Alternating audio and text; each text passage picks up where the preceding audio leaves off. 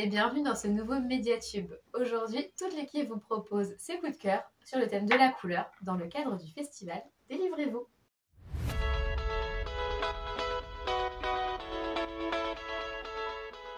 Et c'est moi qui commence avec un album. Je vous présente Le Temps des Cerises, un album d'Agnès de Lestrade, illustré par Valeria Docampo et édité par Alice Jeunesse en 2022.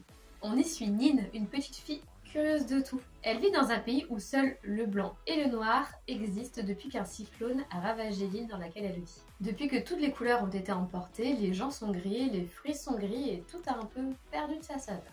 Ce que Nine préfère, c'est discuter avec sa grand-mère. Enfin, ce qu'elle préfère, c'est quand sa grand-mère lui raconte comment c'était avant, quand il y avait des couleurs. De quelle couleur étaient les cerises? Quel goût avaient les fraises? Est-ce que les citrons étaient vraiment si acides que ça? Un jour, Nine trouve une boîte de crayons qui, bien enfouie, a survécu au cyclone. C'est l'occasion de remettre des couleurs dans sa vie et dans celle des autres. Le Temps des Cerises, c'est un adorable album qui met en valeur l'imagination et la curiosité des enfants et le lien fort qu'ils peuvent entretenir avec leurs grands-parents. Sans la mémoire de sa grand-mère, Nine n'aurait aucune idée de la beauté du bleu ou de l'acidité du jaune.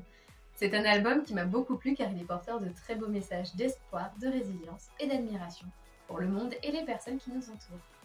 Et moi je vous retrouve pour vous parler d'un manhwa. Il s'agit de La plus belle couleur du monde, écrit par le manhwa Hya Golo Sao. C'est un manhwa Hya qui est connu et reconnu internationalement. Il a été consacré en France en 2012 grâce au prix des écoliers d'Angoulême pour sa série La balade de Yaya.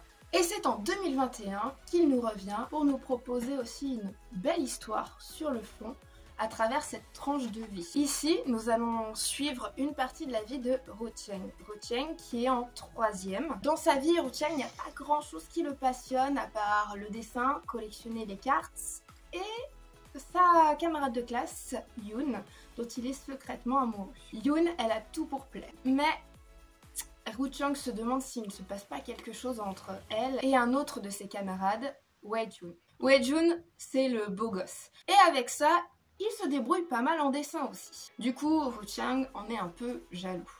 D'autant plus que ces trois-là veulent tous les trois postuler à l'Académie des Beaux-Arts.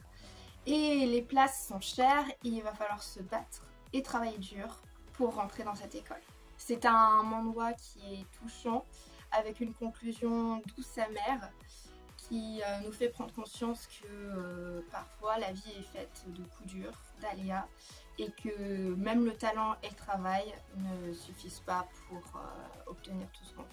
À mon tour de vous parler de mon coup de cœur. Je vous présente l'album La Petite Sirène, mis en illustration par Benjamin Lacombe et paru aux éditions Albin Michel. D'abord baptisé Les Filles de la Mer, puis Les Filles de l'air, La Petite Sirène est publiée en 1837. Bien que nous soyons influencés par la version Disney et son happy ending, le conte écrit par Andersen est beaucoup plus sombre, écrit pour des lecteurs plus âgés qui en comprendront la signification profonde. Mais alors, qu'a voulu dire l'auteur à travers ces mots? Mais d'abord, reprenons le conte. C'est l'histoire d'une jeune sirène avide de découvrir le monde des humains. Dès que son âge lui en donne la permission, à savoir 15 ans, elle va à la rencontre de ce monde d'au-dessus et elle y rencontre des marins dont elle tombe éperdument amoureuse de l'un d'entre eux, qu'elle sauve d'ailleurs de la noyade.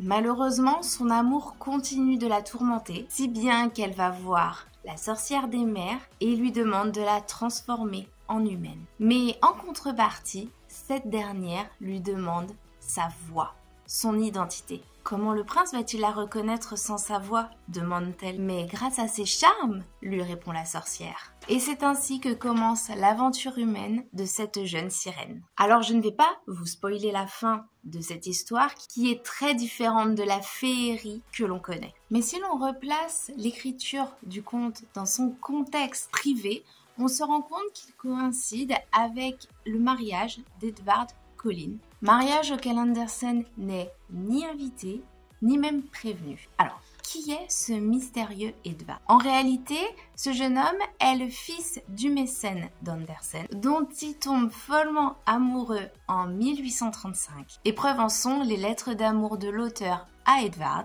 retranscrites à la fin de l'ouvrage et qui permettent de comprendre l'écriture du conte mais également la souffrance de l'auteur face à ce mariage. Et justement, Benjamin Lacombe a voulu retranscrire cette ambivalence entre le personnage et son auteur à travers ses illustrations. Car oui, l'auteur se reconnaît dans son personnage. La coiffure et le regard de la petite sirène rappellent les portraits de l'auteur et accentuent également le genre indéfini du personnage. Mais les couleurs également participent à cette volonté. Benjamin Lacombe retranscrit à travers ses illustrations et ses couleurs une histoire d'amour impossible. La fin de l'ouvrage nous promet aussi une conclusion biffée par l'auteur, mais beaucoup plus représentative de l'état d'esprit originel d'Andersen. En bref, c'est une fin plus heureuse que l'original, une époque à laquelle le terme même d'homosexualité n'existait pas. Quant à moi, je vais vous parler de Feuilles volantes d'Alexandre Cléris. Cette bande dessinée, publiée en 2022 chez Dargaud, nous raconte l'histoire de 3 personnages à 3 époques différentes qui ont tous pour point commun la passion de raconter des histoires avec des images. On rencontre d'abord Max, un petit garçon des années 90 qui rêve de devenir illustrateur de BD. Il dessine l'histoire de Raoul, un moine copiste du Moyen-Âge. Celui-ci, qui découvre tout juste les joies de l'imprimerie, décide d'écrire l'histoire de Suzy, une dessinatrice du futur, qui elle-même dessine l'histoire de Max, le petit garçon qui rêve de devenir illustrateur de BD. Si vous m'avez suivi, vous l'aurez compris, ce roman graphique nous emporte dans une véritable boucle temporelle où chacun des personnages éprouve une nécessité presque vitale à la création graphique. Les ennuis ne tardent d'ailleurs pas à arriver et c'est alors toute la chaîne narrative qui est menacée et par extension l'existence même des personnages. J'ai pris beaucoup de plaisir à lire Feuilles volantes. Alexandre Cléris nous offre ici des personnages attachants et une intrigue captivante. Son dessin est pour moi très réussi, principalement en ce qui concerne les paysages et les différentes architectures que l'on rencontre à toutes les époques. Le choix des couleurs ne sera cependant peut-être pas au goût de tous.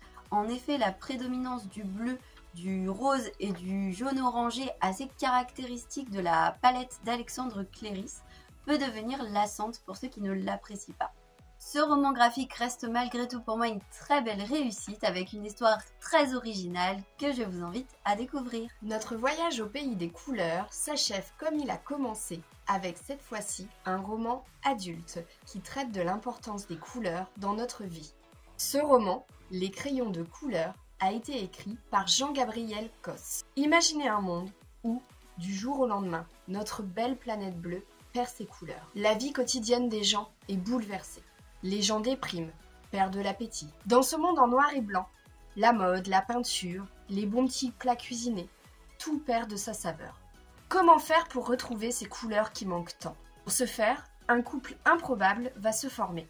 D'un côté, nous avons Charlotte, spécialiste des couleurs, c'est une scientifique.